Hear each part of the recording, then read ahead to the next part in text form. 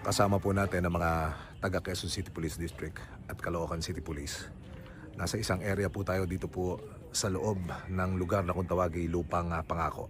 Kasama ho natin yung isa sa mga miyembro di umano ng isang kidnapping syndicate na ini-involve sa serye ho ng pagdukot at pagpatay sa kanilang mga biktima nitong mga nakalipas na taon.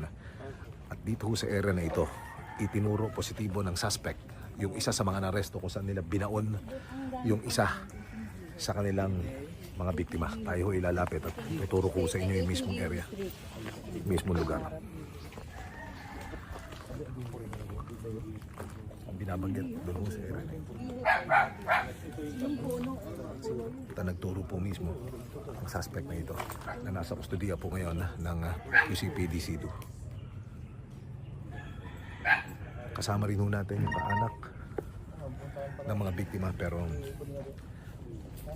hindi pa ho ganun kalinaw sa kanila kung ano yung ugat ng krimen.